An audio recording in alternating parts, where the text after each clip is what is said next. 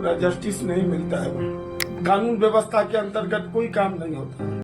एक पत्नी जो अपने पति के ऊपर झूठे केस दर्ज करती है, सास ससुर भी उसमें शामिल है, रिश्तेदार उसमें शामिल है, जहां पर वो आरोप लगाती है कि मेरे सास ससुर ने, मेरी ननद ने या घर का कोई अन्य सदस्य है, उन्होंने दहेज की मुझसे मांग की है। बहुत आसानी से आरोप लगा देती है। अब बात आ जाती है वहां पर मेंटेनेंस की। तो एक व्यक्ति जो झूठे आरोप उसकी पत्नी के द्वारा लगाए जा रहे हैं, वही पति अपनी पत्नी को मेंटेनेंस भी दे रहा है उस झूठे आरोप लगाने के लिए। क्या पुरुष आयोग का गठन करना अनिवार्य अब नहीं हो गया है?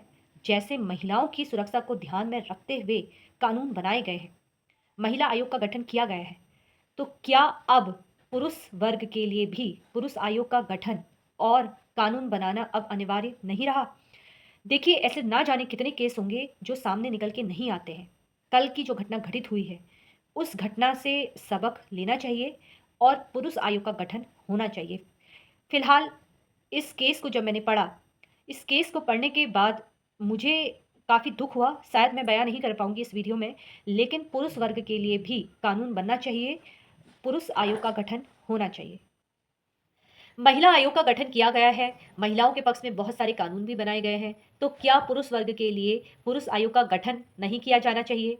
महिलाएं बहुत आसानी से अपने पति और उनके घरवालों के ऊपर आरोप लगा देती हैं, जहां पर पति सबूत इकट्ठा करके न्यायालय में पेश होता है, बार-बार न्यायालय के चक्कर काटता है, एक शहर से दूसरे शहर में ट्रैवल करता है और उसके बाद भी उसका रिजल्ट सिर्फ अपील।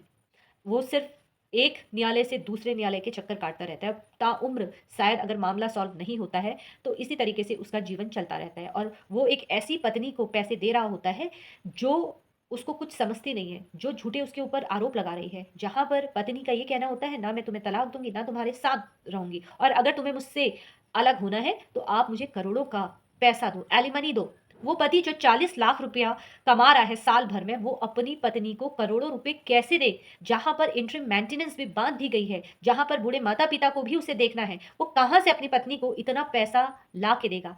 अगर वो पैसा नहीं ला के देता है, तो ये कहा जाता है कि मैं तुम्हारे ऊपर आरोप पे आरोप लगाती रहूँगी और न्यायालय में हमारी मुलाकात इसी तरीके से होती रहेगी। तुम्हारे ससुराल के जितने भी लोग हैं, सब के सब कोर्ट कचहरी के चक्कर काटते रहोगे।